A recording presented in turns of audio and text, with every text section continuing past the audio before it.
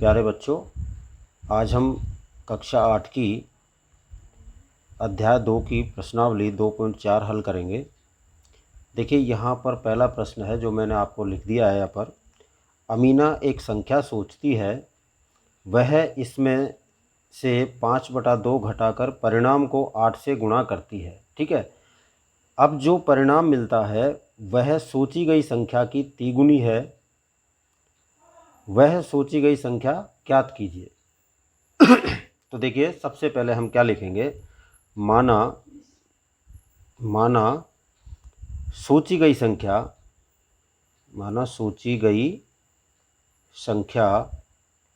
क्या मान लेते हैं हम, x है। ठीक है, x मान लिया हमने।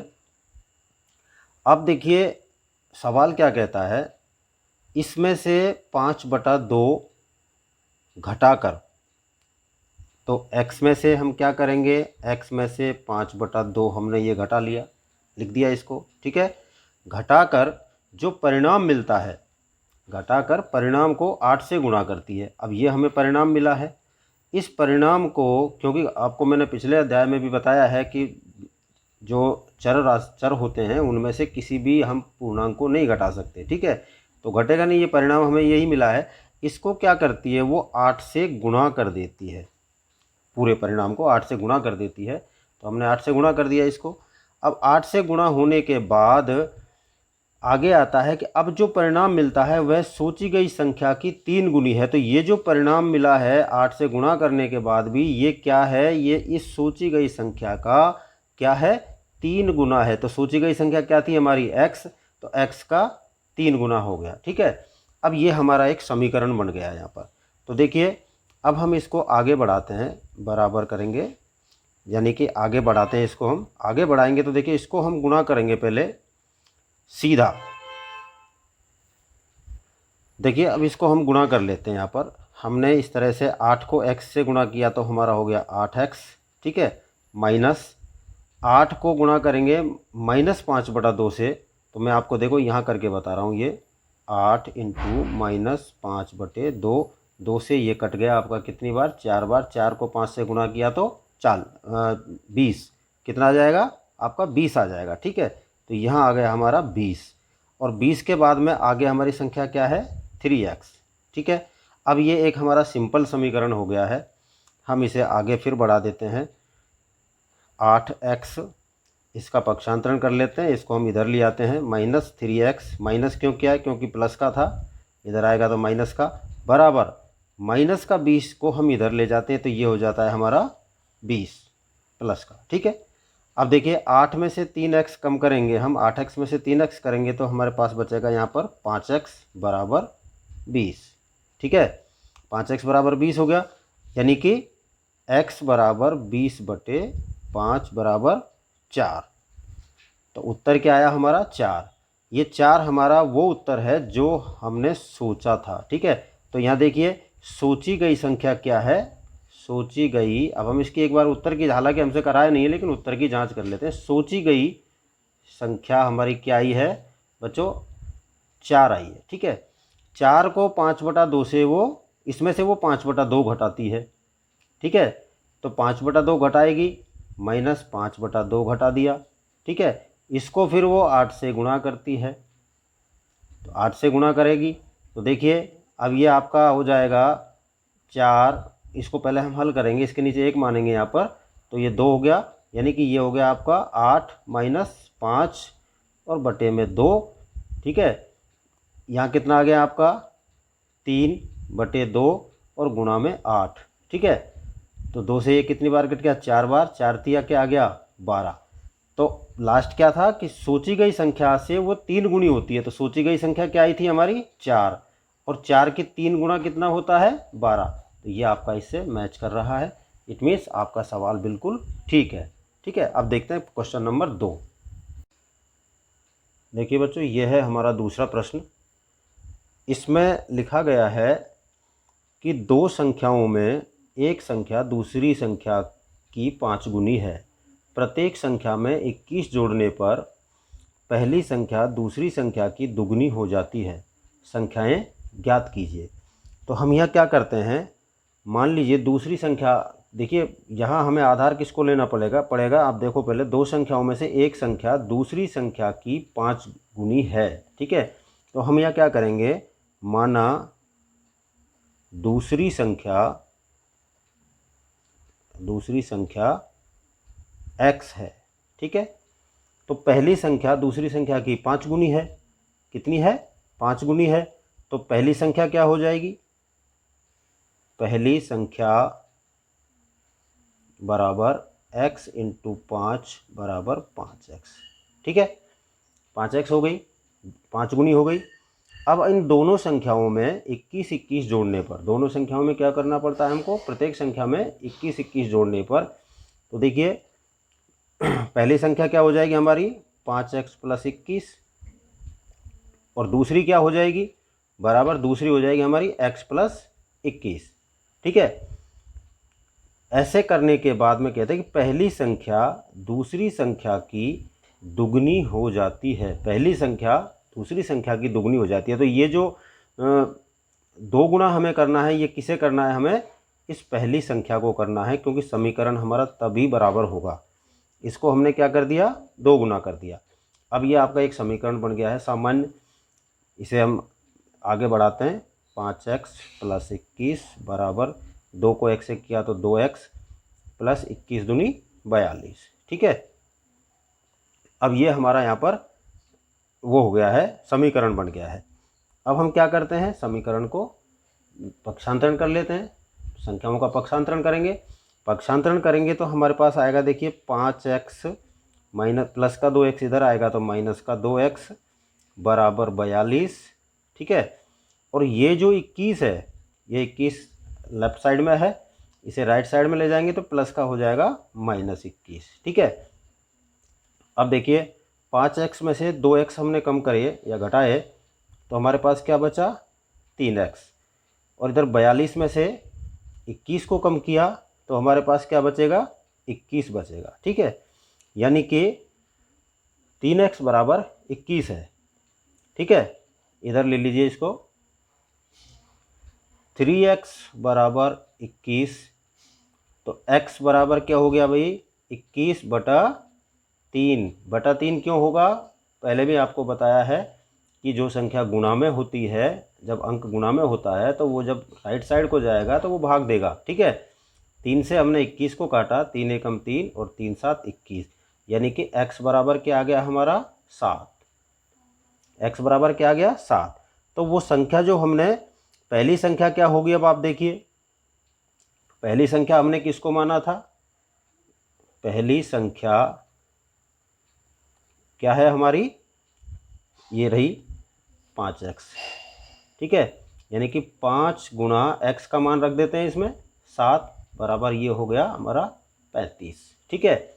और दूसरी संख्या क्या थी हमारी, दूसरी संख्या थी हमारी x, ठीक है। तो x का मान क्या है कि x बराबर 7 आया था, तो ये हो गई हमारी 7, ठीक है। इस प्रकार से ये आपकी पहली संख्या है और ये आपकी दूसरी संख्या है। बच्चों इस प्रकार आपका ये सवाल नंबर 2 कंप्लीट हुआ। अब हम देखते हैं सवाल नंबर 3, ठीक है। देखिए ये हमारा प्रश्न संख्या 3 यह दिया है, 2 अंकों वाली दी गई एक संख्या के अंकों का योग 9 है। इस संख्या के अंकों का स्थान बदलकर प्राप्त संख्या दी गई संख्या से 27 अधिक है, ठीक है। तो दी गई संख्या ज्ञात कीजिए। यहाँ हम क्या करते हैं, 2 संख्या हैं, वो एक संख्या है 2 अंकों वाली जो दहाई तक है, उसके अगर हम अंकों को बदल देते हैं तो वो संख्या दी गई संख्या से 27 अधिक हो जाती है। तो वो संख्या हमें ज्ञात करनी है। तो हम यह क्या करेंगे, सबसे पहले हम यह करेंगे, माना 2 अंकों की जो संख्या है उसका हम पहले इकाई का अंक मान लेते हैं x को, ठीक है। तो देखिए शुरू करते हैं, माना 2 अंकों वाली संख्या, 2 अंकों वाली संख्या के इकाई का अंक बराबर x है, ठीक है। तो दहाई का अंक क्या हो गया, अब दहाई का अंक देखिए, दहाई का अंक बराबर हो जाएगा आपका क्या, योग 9 है तो 9 माइनस एक्स हो जाएगा। ठीक है, ये दो चीज़ आपको समझ में आ गई। इकाई अंक हमने x माना है तो दहाई अंक 9 माइनस एक्स, क्योंकि दोनों संख्याओं का योग है 9। अब आप उसको 6 और 3 भी मान सकते हैं, 6 और 3 9, यानी 63 भी हो सकती है, 36 भी हो सकती है। तो 36 और 63 दोनों अगर हम मानते हैं तो उनका योग तो 9 ही होगा। तो अगर एक को हमने x माना तो दूसरी 9 माइनस एक्स होगा। ठीक है, अच्छा अब आगे देखिए, देखो इसमें क्या दिया है। तो संख्या जो है, अब संख्या क्या होगी, संख्या बराबर आ जाएगी आपकी 10 गुणा, गुणा क्यों करेंगे, क्योंकि जो भी संख्या है वो दहाई की है, पहले एक अंक तो उसमें दहाई का है, 10 गुणा दहाई का अंक। ठीक है, और प्लस इकाई का अंक, इकाई का अंक। अब बच्चों इसमें आपको क्या करना है, जो दहाई का अंक माना है आपने उसे यहाँ लिख दो, और जो इकाई का अंक माना है उसको यहाँ लिख दो, और दहाई का अंक 10 से गुणा हो जाएगा, ऑटोमेटिक वही बात आएगी। तो हमने दहाई का अंक किसको माना है, दहाई का अंक माना है हमने 9 माइनस एक्स को, और इसे गुणा कर देते हैं हम किससे, 10 से। तो ये तो दहाई का अंक हो गया, और प्लस में इकाई का अंक माना है हमने एक्स को। ठीक है, यह आपका इकाई का अंक हो गया। अब क्या करना है हमें, अब इनका स्थान बदलेंगे हम। ठीक है, अब स्थान बदल देते हैं, ये आपका दहाई का अंक हो गया, ये आपका इकाई का अंक, इनका अब हम स्थान बदल देते हैं। ठीक है, तो देखिए प्रश्नानुसार अंकों के स्थान बदलकर प्राप्त संख्या, अंकों के स्थान बदलकर प्राप्त संख्या और बराबर में दी गई संख्या, बराबर में दी गई संख्या, दी गई संख्या भी हमको पता है क्या है। ठीक है, तो हम इनका स्थान बदल रहे हैं। देखिए अब आप x जो है इसे तो इधर ला रहे हैं और इसको हम ले जा रहे हैं उधर, लेकिन 10 यहीं रहेगा। ठीक है, तो देखिए 10x, इसको इससे किया 10x, और प्लस में ब्रैकेट में लगाएंगे हम 9 माइनस एक्स को। ठीक है, ये हो गया।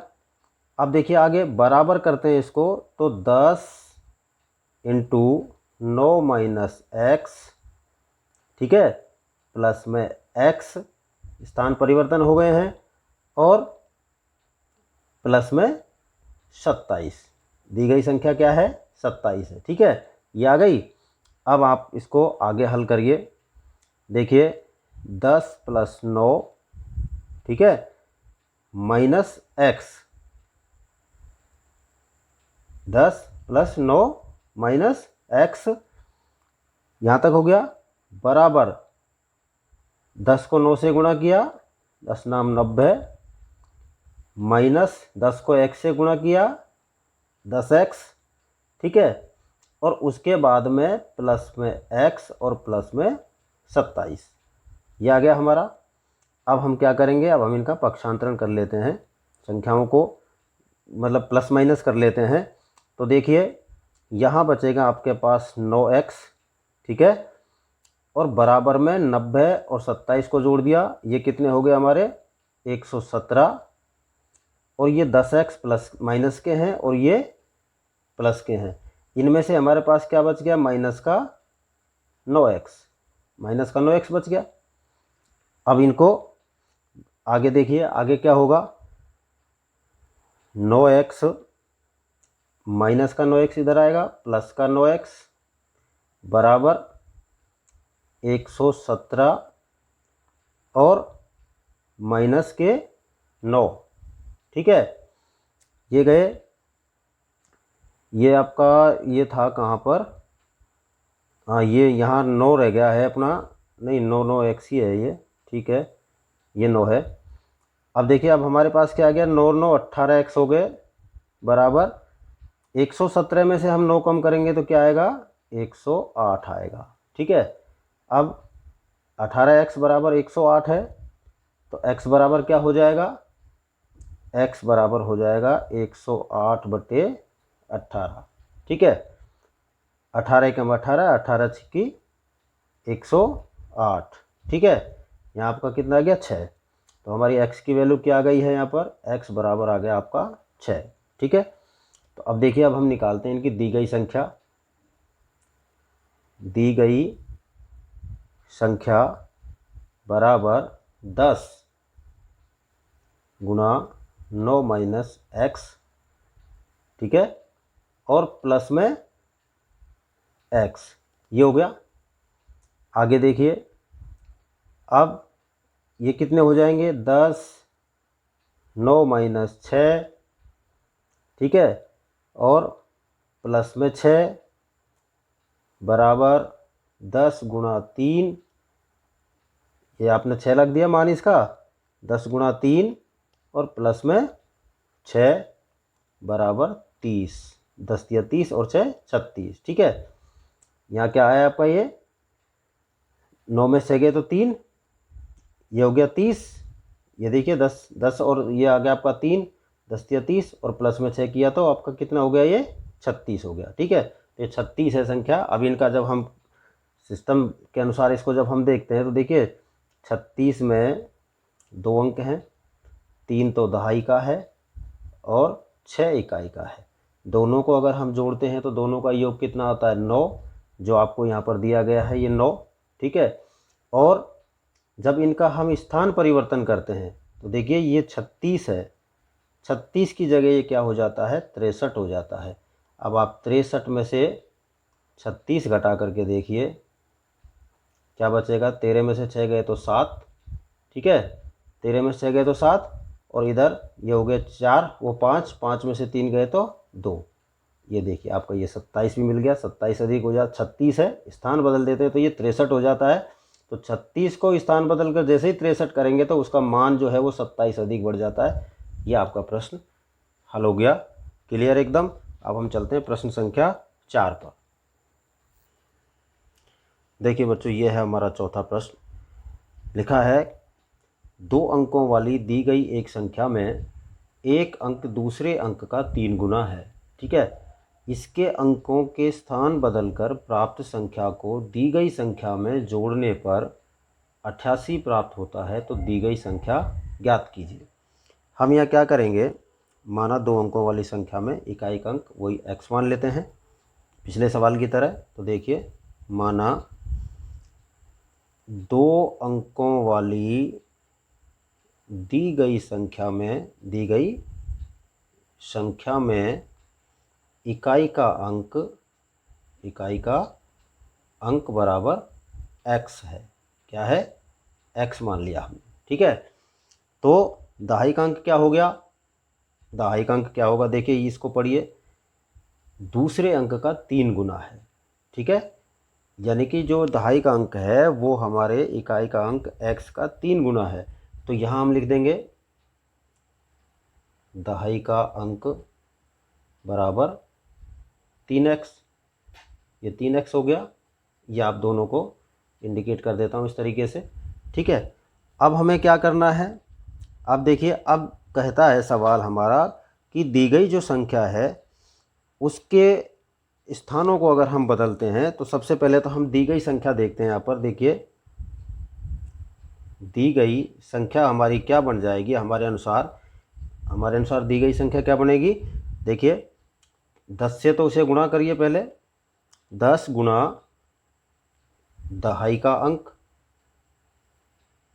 और प्लस में क्या है, इकाई का अंक, ठीक है, इकाई का अंक हो गया।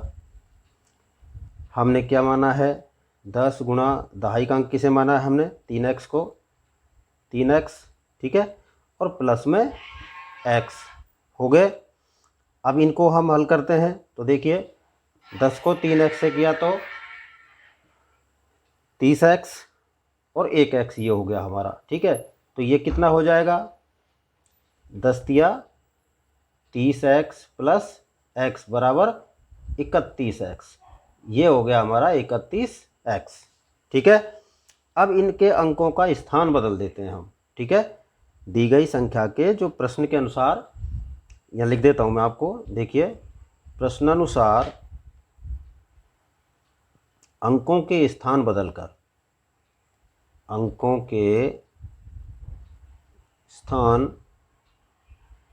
बदलकर प्राप्त संख्या प्राप्त संख्या प्लस दी गई संख्या और बराबर 88। आप एक चीज़ समझ लीजिए, यहाँ तक जो हमने किया है ये हमारे द्वारा माना गया मान है। इसमें हमने इकाई का अंक x माना था और दहाई का अंक हमने 3x माना था। ठीक है, 10 से गुणा हमने उसको इसलिए किया है कि दहाई में 10 होते हैं। ठीक है, यानी कि 10 को गुणा दहाई का अंक से कर दिया, प्लस में इकाई का अंक उसके साथ लिख दिया। आप समझ रहे होंगे, हम जैसे 13 लिखते हैं, देखिए मैं आपको यहाँ पर एक छोटा सा उदाहरण दे करके बता रहा हूँ। हम 13 लिखते हैं, सपोज करिए ये मैंने यहाँ लिख दिया 13 लिखा है। ठीक है, ये 13 क्या होता है, दहाई का अंक प्लस इकाई का अंक। समझ गए। अब दहाई का अंक हमारे पास ऐसा 10 थोड़ी है, और ना हमारे पास ऐसा है, हमारे पास ये x था, इसको हमने 3x माना है, लेकिन 3x का मान तो दहाई में जाना ज़रूरी है, इसलिए इसको 10 से गुणा करना ज़रूरी था। समझ गए। तो ये आपको ध्यान रखना है, ये ध्यान रखना, क्योंकि बहुत छोटी क्लास में पढ़ाए जाते थे ये सारी चीज़ें। अब आप भूल गए होंगे कि 10 इसको 10 से गुणा क्यों कर रहे हैं बार बार। ठीक है, अब हमने प्रश्नानुसार अंकों के स्थान बदलकर जो प्राप्त संख्या है, प्राप्त संख्या प्लस दी गई संख्या और उसके बराबर लिख दिया हमने 88। ठीक है, अब देखिए आप, अब स्थान बदलिए आप। सबसे पहले आएगा हमारा 10x प्लस 3x। अब ये 10x क्यों आया इसे समझ लीजिए। इकाई का अंक पर हमने किसको माना है, x को माना है, तो x कहाँ आ गया, दहाई के स्थान पर, इसलिए मैंने सीधा इसमें 10 गुणा करके इसको 10x कर दिया। और जो 3x हमने दहाई माना था पहले, ये रहा, इस 3x को मैं सीधा कहाँ ले आया, इकाई के अंक पर। ठीक है, ये आपने यहाँ तक समझ लिया। तो अब इसके बाद में हमारी प्लस में क्या है, दी गई संख्या, प्लस क्या आया हमारे पास, 31x आया था ना यहाँ पर, 31x, ये 31x हमने ले लिया, और बराबर में वो संख्या जो हमें सवाल में दी है 88। यानी कि जब उनको जोड़ते हैं, सबको दी गई संख्या को जोड़ते हैं तो 88 प्राप्त होते हैं। ये हमने इसके साथ लिख दिया है। ठीक है बच्चों, अब देखिए, अब हमारा यहाँ क्या होगा, अब हम इसको आगे करते हैं। तो देखिए 10x और 3x कितने हो गए, 13x और 31x कितने हो गए भाई, सबको अगर हमने जोड़ा तो ये हमारे हो जाते हैं 44x बराबर 88। 44x बराबर 88। तो x का मान 88 बटे 44, 44 एकम 44, 44 दूनी 88, यानी कि x का मान आ गया हमारा 2। क्या आया है भाई, x बराबर आ गया हमारा 2। फुल एंड फाइनल ये है हमारा। ठीक है, अब हम इसे क्या करते हैं, दी गई संख्या के अनुसार इसे यहाँ लिखते हैं। तो देखिए दी गई संख्या हमारी क्या है, दी गई संख्या है हमारी बराबर 31x, ये रही 31x बराबर 31 गुणा 2 कितने हुए, 62 हो गए, 62 हो गए। तो ये दी गई संख्या हमारी 62 है। उत्तर की जांच करना चाहें तो आप कर सकते हैं। देखिए इकाई का अंक दहाई का अंक, इकाई के अंक से दहाई का अंक 3 गुना है। क्या लिखा था, 3 गुना 2 तिया 6। ठीक है, और दूसरी बात जो है वो ये है कि अगर हम इनके स्थान बदलते हैं तो ये कितने हो जाते हैं, 26 हो जाएंगे। और 26 को और 62 को हम जोड़ते हैं, यानी बदलकर प्राप्त संख्या को दी गई संख्या में जोड़ने पर 88 प्राप्त होता है। अब हम इस 62 के अगर अंकों को चेंज करके इसे 26 लिख देते हैं तो आप इन्हें जोड़िए, 2 और 6 8 और 6 और 2 8। बोलो 88 आया कि नहीं। इसलिए हमारी जो कैलकुलेशन है, जो हमने क्रिया की है, वो हमारी बिल्कुल ठीक है और ये सवाल हमारा सही है। इस प्रकार से हमको इसकी उत्तर की जांच भी करने में कोई दिक्कत नहीं है। अब बच्चों देखते हैं प्रश्न संख्या 5।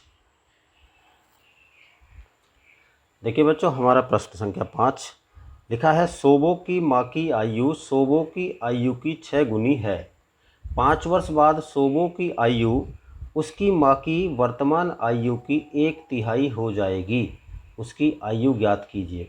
तो हम सबसे पहले यहाँ क्या करते हैं, माना सोबो की आयु क्या है, एक्स है, एक्स वर्ष है, ठीक है, एक्स वर्ष है, मान लिया।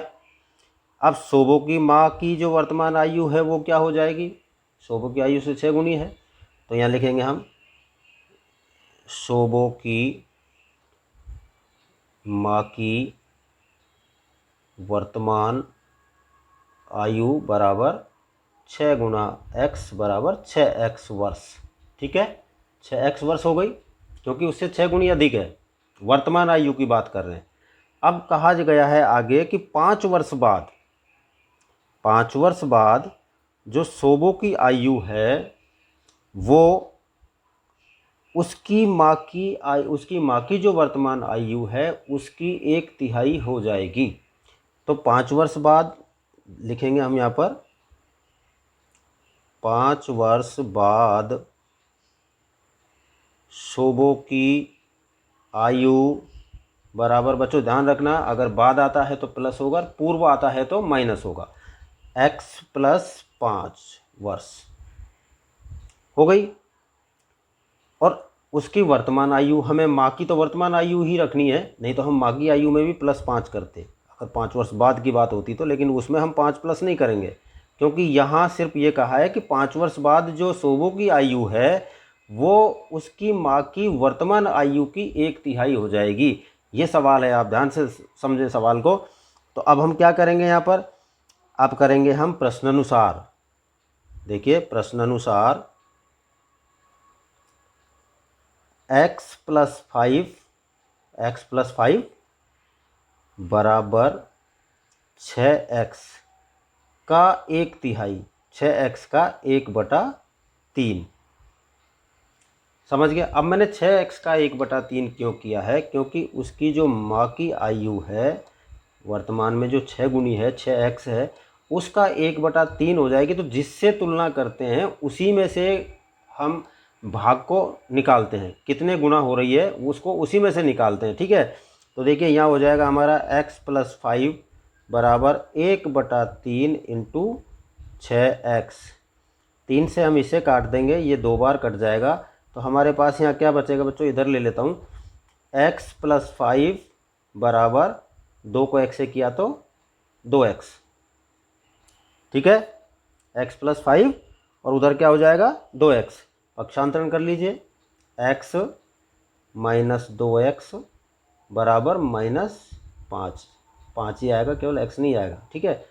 माइनस का 2x में से x गया तो माइनस का x बराबर -5, ठीक है, -5 हो गया। तो अब x बराबर क्या आ जाएगा, x बराबर -5 बटे माइनस से माइनस कट जाएगा, सीधा यहाँ पर माइनस से माइनस कट जाएगा, बटे नहीं करना है हमें, तो x बराबर आ जाएगा हमारा 5 वर्ष, ठीक है। ये 5 वर्ष जो है वो उसकी आयु है, किसकी वर्तमान आयु है। तो सोबो की जो वर्तमान आयु है उसकी कितनी हो जाएगी उस समय, माँ की वर्तमान आयु क्या है ये मैं आपको बता देता हूँ। देखिए अब सोबो की आयु कितनी आई आपके सामने है, सोबो की आयु आई है हमारे पास 5 वर्ष, तो माँ की वर्तमान आयु क्या हो जाएगी, माँ की वर्तमान आयु में हमने 6 गुना किया था, आपको याद होगा, यानी कि 6x किया था ना, तो बराबर 6 × 5 बराबर 30 वर्ष, ये 30 वर्ष ये हो गया आपका, ठीक है। इस प्रकार आपको ये प्रश्न संख्या 5 को हल करना है, ढंग से समझें, कोई दिक्कत नहीं है। अब हम लेते हैं प्रश्न संख्या 6। देखिए बच्चों ये हमारा प्रश्न है 6, जिसको मैंने आपके यहाँ सामने लिख दिया है। अब हम इसको करेंगे, सॉल्व करेंगे। तो देखिए मैं आपको बताता हूँ, ये प्रश्न बहुत ही सिंपल है। सबसे पहले आप यहाँ ध्यान दीजिए, इसमें यहाँ लंबाई और चौड़ाई जो है उसका अनुपात दिया है इसने 11:4। तो हम क्या करते हैं, सबसे पहले हम भूखंड की लंबाई और चौड़ाई इन्हीं के आधार पर मान लेते हैं। माना भूखंड, आयताकार भी लिख सकते हैं हम इसको, आयताकार लिखेंगे, माना भूखंड की लंबाई और चौड़ाई, लंबाई और चौड़ाई क्रमशः 11x और 4x है। ठीक है, ये हमने मान ली लंबाई और चौड़ाई। अब हमें दूसरी चीज़ किस पे ध्यान देखना है, हमें इस पे ध्यान देना है कि देखिए जो ग्राम पंचायत है वो इस भूखंड के चारों ओर अगर बाड़ लगवाती है तो 100 रुपये प्रति मीटर का खर्चा आता है। कितने का खर्चा आता है? 100 रुपये प्रति मीटर का खर्चा आता है और टोटल खर्चा आया है 75,000 रुपये का।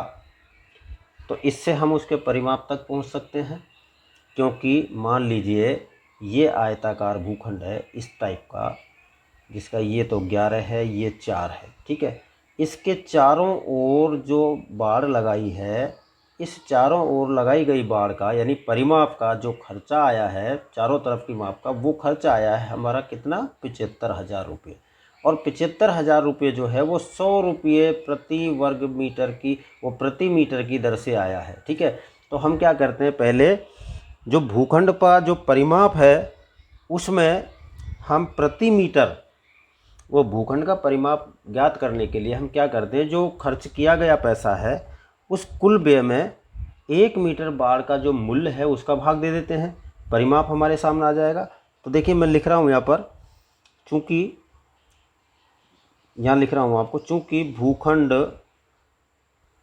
पर बाड़ का खर्च, बाड़ का व्यय बराबर 75,000 रुपये है और दर क्या है उसकी? दर बराबर है 100 रुपये प्रति मीटर, ये उसकी दर हो गई। ठीक है, तो हम अब यहाँ क्या करेंगे, भूखंड का परिमाप पकड़ लेंगे इससे। देखिए भूखंड का परिमाप बराबर कुल व्यय की गई राशि, कुल व्यय की गई राशि बटे दर, यानी 1 मीटर बाड़ का मूल्य, बाड़ का मूल्य। तो कुल राशि कितनी खर्च की गई है? 75,000 रुपये। और 1 मीटर बाड़ लगाने की दर क्या है? 100 रुपये। 2 जीरो से 2 जीरो काट दीजिए, 750 मीटर परिमाप आ गया इसका। क्या आ गया है? मीटर इसका हो गया है परिमाप। समझ में आया आपको? हमने जो दर दी गई है उस दर से हमने कुल व्यय में भाग दे करके उसका परिमाप निकाल लिया, परिमाप निकाल लिया। अब बच्चों आपको पता है परिमाप का सूत्र क्या है? परिमाप का जब हम सूत्र लगाते हैं तो देखिए परिमाप बराबर होता है 2 गुना लंबाई प्लस चौड़ाई। 2 गुना लंबाई प्लस चौड़ाई होती है। परिमाप हमारे पास कितना आया? 750। 2 गुना लंबाई हमने किसे मान रखा है? 11x को, और चौड़ाई किसे मान रखा है हमने? 4x को। ठीक है, यहाँ तक आपको समझ में आ रहा है? आगे देखिए 750 बराबर 11 और 4 15, यानी 2 गुना 15 और 15x, ये हो गया। अब 15x जो है इसको 2 से गुणा कर दीजिए। इधर जगह कम आ रही है, इधर ले रहा हूँ सवाल को। देखिए 750 बराबर 15 दूनी 30x, 30x हो गया। ठीक है, तो x का मान क्या आ जाएगा? x का मान आ जाएगा x बराबर 750 बटे 30, यानी कि 25 से का 0 से 0 काट दीजिए, 3 से इसे काट दीजिए 25 बार, तो 25 मीटर आ गया हमारा x का मान। अब बच्चों 25 मीटर x का मान आया है, तो अब आपको ये भी पता है कि हमने चौड़ाई क्या मानी थी। देखिए वो सॉरी पहले लंबाई लिखिए। लंबाई हमारी क्या थी? 11x। तो 11x यानी 11 गुणा 25 कितना हो गया? 275। ठीक है, 275 मीटर तो हो गई आपकी लंबाई। 275 मीटर क्या हो गई? लंबाई। और चौड़ाई हमने क्या मान रखी है अनुपात के अनुसार? 4x, यानी कि 4 गुणा 25 बराबर 100 मीटर, ये हो गई आपकी चौड़ाई। ये आपके दोनों फाइनल उत्तर हैं। समझ में आ गया होगा आपको। इस प्रकार आपका ये सवाल नंबर 6 कंप्लीट हुआ। अब हम चलते हैं सवाल नंबर 7 पर। देखिए बच्चों, प्रश्न संख्या 7। प्रश्न थोड़ा लंबा है, फिर भी मैं आपको पढ़ के सुनाता हूँ एक बार। हसन स्कूल वर्दी बनाने के लिए 2 प्रकार का कपड़ा खरीदता है। इसमें कमीज के कपड़े का भाव 50 रुपये प्रति मीटर तथा पतलून के जो कपड़ा है उस कपड़े का भाव है 90 रुपये प्रति मीटर। सबसे पहले तो आप इस भाव पर ध्यान डाल लें। 50 रुपये प्रति मीटर कमीज का और पतलून का है 90 रुपये प्रति मीटर। वह कमीज के प्रत्येक 3 मीटर कपड़े को, इसे भी आप देख लें, कमीज का 3 मीटर कपड़ा और पतलून का 2 मीटर कपड़ा खरीदता है। वह इस कपड़े को क्रमशः 12% तथा 10% लाभ पर बेचकर 36,600 रुपये प्राप्त करता है। उसने पतलूनों के लिए कितना कपड़ा खरीदा? ये आपको इसमें से निकालना है, इसे हल करके आपको निकालना है। ठीक है, तो देखिए सबसे पहले हम क्या करते हैं, उसका जो मीटर कपड़ा दिया गया है 3 मीटर और 2 मीटर, इसको हम एक इसका अनुपात मानकर काम करेंगे। स्टार्ट यहाँ से, तो हम सबसे पहले लिखेंगे माना, क्योंकि कितना कपड़ा खरीदा वो कपड़ा हमें निकालना है, चाहे वो पतलून का हो चाहे कमीज का हो, तो हम अनुपात से प्राप्त करेंगे उसको। माना कमीज का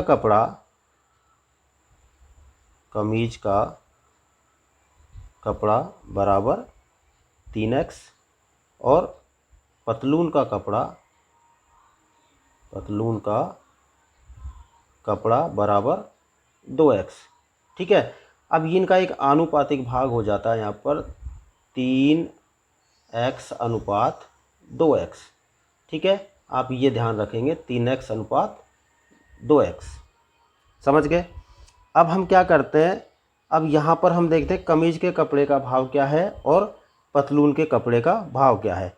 तो हमें वैसे इसने पूछा ही हमसे क्या है कि कितना कपड़ा उसने खरीदा, किसके लिए? पतलूनों के लिए। तो दोनों में से किसी एक का निकाल लेंगे, भाव के हिसाब से हम उसकी कीमत भी निकाल लेंगे और उसका माप भी निकाल लेंगे। लेकिन हम चलते हैं सिस्टम से। तो सबसे पहले मैं यहाँ लिखूँगा कपड़े का जो भाव व्यय है वो कितना किया उसने प्रत्येक पर। तो सबसे पहले हम कमीज पर देखते हैं, क्योंकि शुरू में हमारा क्या आया है, यहाँ पर कमीज आया है। तो मैं यहाँ लिख रहा हूँ, देखिए आप, कमीज के कपड़े पर व्यय, यानी कि कमीज के कपड़े पर व्यय कितना किया उसने? 50 रुपये प्रति मीटर के हिसाब से खरीदा है। 3x उसका हमने अनुपातिक मान लिया है, तो ये हो गया आपका 150x। ठीक है, ये हो गया पहला। तो अब इस पर वो कितना चाहता है? 12% लाभ चाहता है। ठीक है, तो हम क्या करते हैं, पहले इसी का सॉल्यूशन करेंगे। देखिए 12% लाभ पर 12% लाभ पर हम इसका विक्रय मूल्य निकाल लेते हैं। पहले विक्रय मूल्य कितना हो जाएगा? तो 12% लाभ चाहिए उसको, तो हम लाभ के लिए क्या करेंगे, देखिए 100 प्लस लाभ प्रतिशत बटे 100 और गुणा में जो हमें टोटल विक्रय मूल्य जो मिला है, जो हमारा जो राशि है जो हमें प्राप्त हुई है वो लिखेंगे। तो यहाँ लिख देंगे हम, उसे क्या कहते हैं, हम इंग्लिश में CP कहते हैं। ठीक है, तो देखिए बराबर में यहीं ले रहा हूँ मैं इसे। ये आता है आपका 100 इंटू वो 100 प्लस 12 बटे 100 गुना 150x। 150x ये रहा हमारे पास। ठीक है भाई, अब हम इसे सॉल्व कर लेते हैं। यहाँ पर इसे हम सॉल्व करेंगे तो देखिए ये आएगा आपका, ये 112 हो गए, ये 100 हो गए। ठीक है, अब 112 और 100 को हम काटेंगे तो कट जाएंगे। ये किस प्रकार से कटेंगे, अलग से काटता हूँ इसको, मैं यहाँ ले लेता हूँ। ठीक है, चलो मैं अलग से कर लेता हूँ, आपको बाद में इकट्ठा ही लिख दूँगा। इसका मान आएगा आपका, इधर रफ कर लेता हूँ इसका,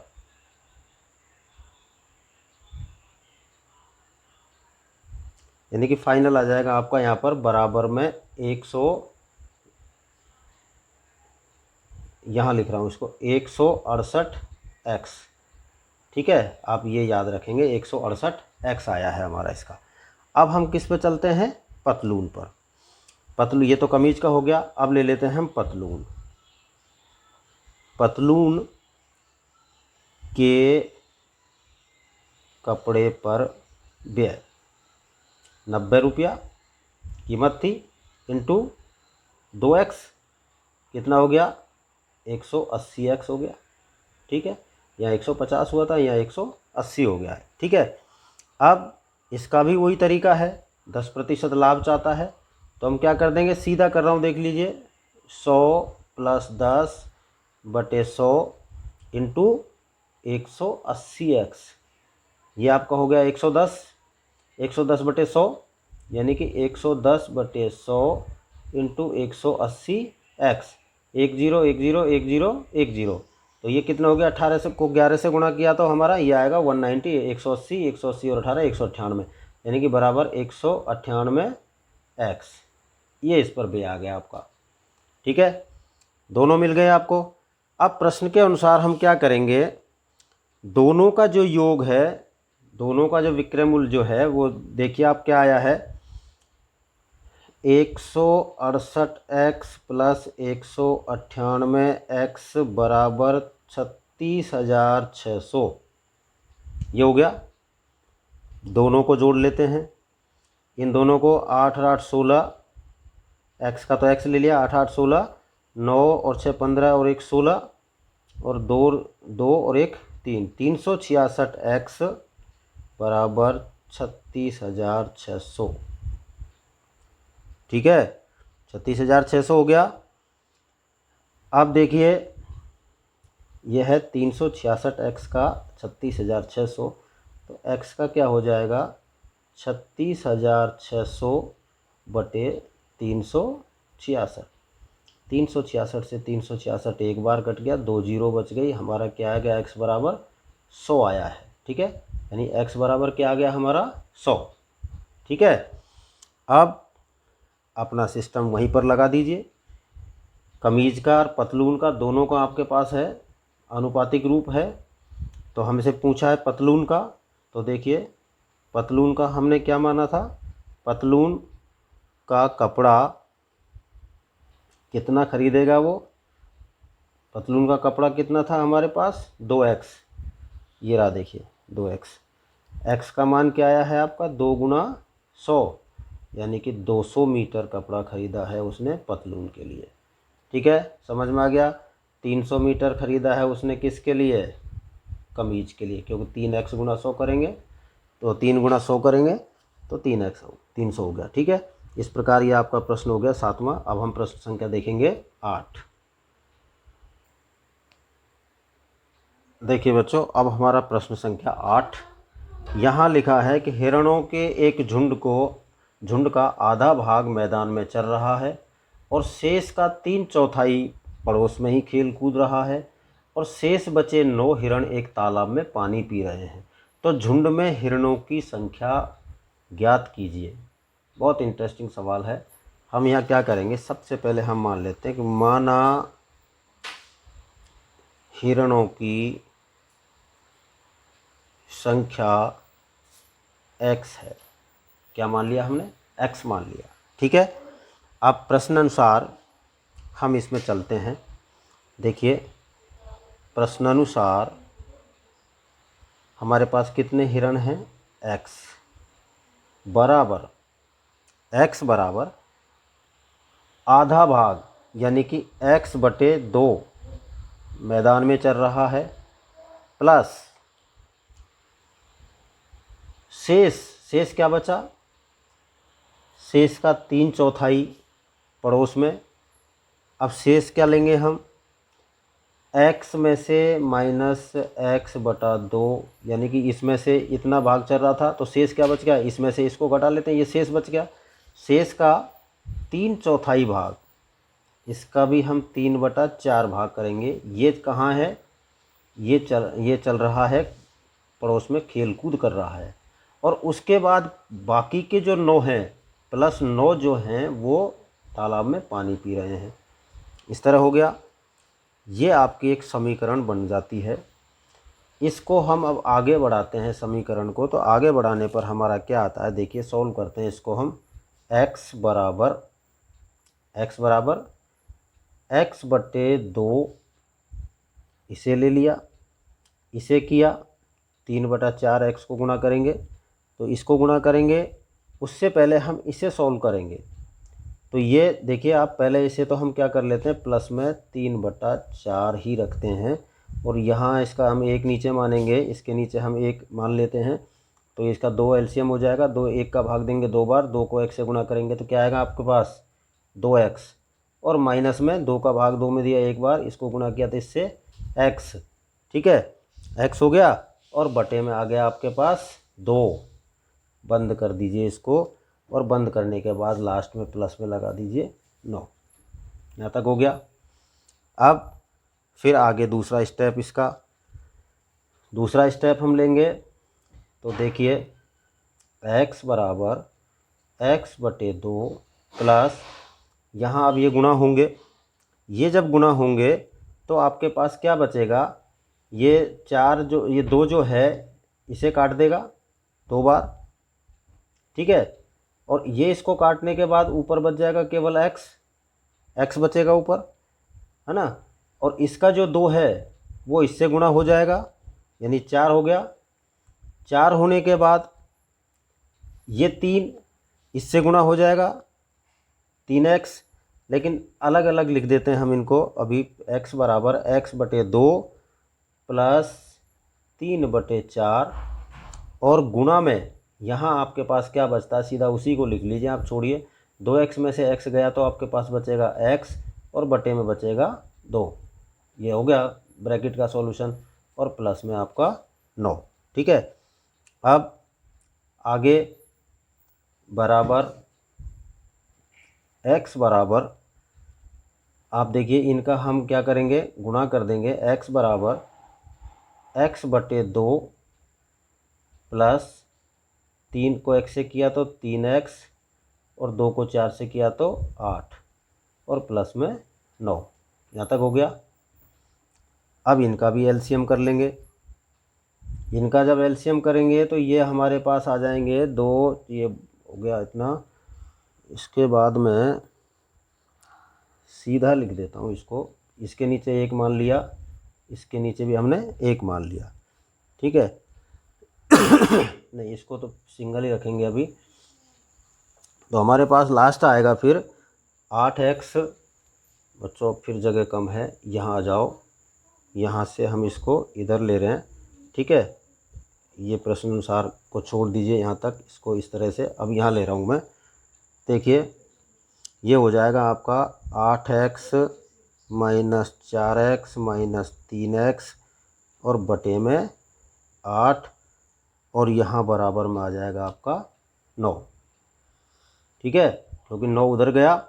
इन सब का हमने पक्षांतरण कर लिया, तो 4 और 3 7 माइनस के, और ये 8x हो गए प्लस के, ये इसको गुणा करेगा 72, ठीक है, ये इससे 72 हो जाएगा। तो हमारे पास क्या बचेगा, यहाँ पर हमारे पास बचेगा x बराबर 9 और 8 72, यानी 72 है उनमें संख्या। टोटल जो हिरण हैं वो हिरणों की संख्या कितनी है, 72।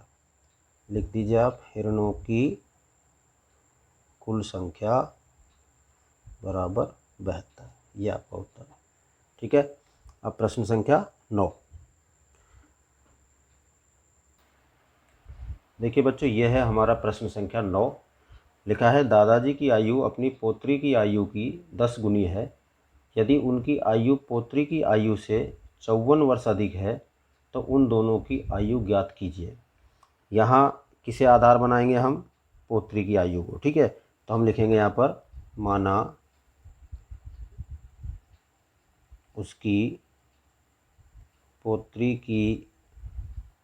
की वर्तमान आयु मानेंगे इसको हम, वर्तमान आयु बराबर x वर्ष है। क्या है, x वर्ष है, ठीक है। यहाँ से आपका सॉल्यूशन स्टार्ट हो रहा है। तो दादाजी की आयु कितनी हो जाएगी, 10 गुनी है, तो यहाँ के लिखेंगे हम दादाजी की आयु बराबर 10 गुना x यानी कि 10x वर्ष, ये हो गई। ठीक है। अब प्रश्न के अनुसार प्रश्न हमसे क्या कहता है कि यदि उसकी आयु पुत्री की आयु से 54 वर्ष अधिक है तो उन दोनों की आयु ज्ञात कीजिए। अभी तो हमने वर्तमान आयु मानी है। अब हम प्रश्नानुसार क्या करते हैं, देखिए प्रश्नानुसार दादाजी की आयु कितनी मानी हमने, 10x, और बराबर करते हैं किसको, पुत्री की आयु प्लस जितने अधिक वर्ष के वो हैं, यानी 54 वर्ष अधिक के हैं, तो ये 54 वर्ष इसमें हमने जोड़ दिए। आगे जा कर के देखिए 10x बराबर x प्लस 54, पक्षांतरण करेंगे 10x माइनस x बराबर 54, 10 में से x गए तो 9x बराबर 54, और x बराबर हो गया आपका 54/9 यानी कि 6 वर्ष। 6 वर्ष किसकी आ गई, पौत्री की आयु आ गई। ठीक है। अब हम यहाँ लिखेंगे पौत्री की आयु बराबर 6 वर्ष। तो दादाजी की कितनी अधिक थी, दादाजी की आयु बराबर 10 गुना 6 बराबर 60 वर्ष। 60 वर्ष हो गई। देखिए 10 गुनी है, इसकी 6 वर्ष है, इसकी 60 वर्ष है, तो इसकी 10 गुनी हो गई। और इस समय उसकी आयु कितनी अधिक है, 54 वर्ष, इसकी 6 वर्ष है, और 6 में अगर 54 जोड़ते हैं तो दादाजी की आयु हो गई 60 वर्ष। ठीक है। ये प्रश्न आपका यहाँ कंप्लीट। अब देखते हैं इसका हम अंतिम प्रश्न, और अंतिम प्रश्न है हमारा प्रश्न संख्या 10। ठीक है। देखिए 10वां नंबर प्रश्न में हमको दिया है, अमन की आयु उसके पुत्र की आयु की 3 गुनी है। 10 वर्ष पहले उसकी आयु पुत्र की आयु की 5 गुनी थी। 10 वर्ष पहले, अब आ गया पहले वाला, पहले का मतलब माइनस करना है आपको। दोनों की वर्तमान आयु ज्ञात कीजिए। तो हम यहाँ लिखते हैं, माना पुत्र की वर्तमान आयु, मान लीजिए पुत्र की वर्तमान आयु बराबर x वर्ष है। क्या है, x वर्ष। ठीक है। तो अमन की वर्तमान आयु क्या हो गई, अमन की वर्तमान आयु बराबर 3 गुनी है, यानी कि 3x हो गई। ठीक है, 3x वर्ष। ये दोनों चीज़ आप ध्यान रखना, x वर्ष और 3x वर्ष। अब प्रश्न क्या कहता है कि 10 वर्ष पहले उसकी आयु, ये उसकी है, उसकी आयु पुत्र की आयु की 5 गुनी थी 10 वर्ष पहले। तो 10 वर्ष पहले, अब हम लिख देते हैं यहाँ पर प्रश्न अनुसार, प्रश्न में जो शर्त दी गई है उसके अनुसार। प्रश्नानुसार क्या हो जाएगा, 10x 10 गुनी। ठीक है। 10 वर्ष पहले उसकी आयु पुत्र की आयु की 5 गुनी थी। ठीक है। तो यहाँ हो जाएगा हमारा 10x नहीं, ये आएगा 3 गुना करेंगे पहले, 3x माइनस 10 बराबर 5x, क्योंकि इसकी 5 गुनी थी, 5x माइनस 50।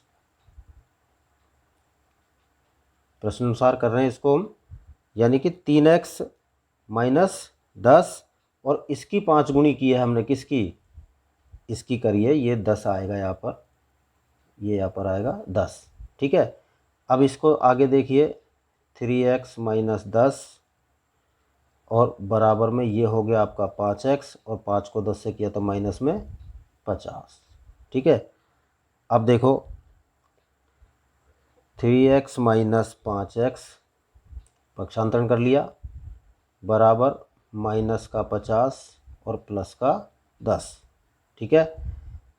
यहाँ 3x प्लस के हैं, ये माइनस के हैं 5x, तो माइनस का 2x बचेगा बराबर यहाँ माइनस के 50x हैं, वो 50 हैं और ये प्लस के 10 हैं, तो यहाँ माइनस का 40 बचेगा।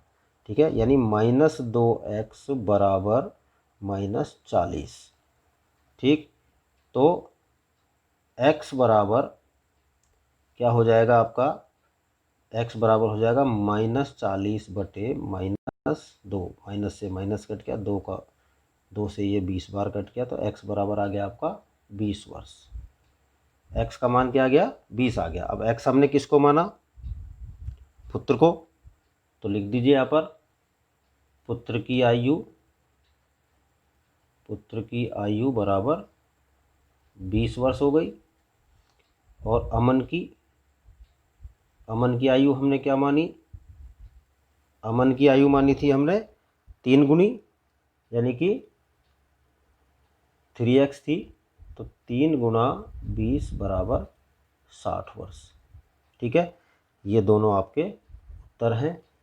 इस प्रकार बच्चों आपका ये प्रश्नावली समाप्त हुई। अब हम आपसे मिलेंगे अगले वीडियो में, यानी कि प्रश्नावली 2.5 में। Thank you.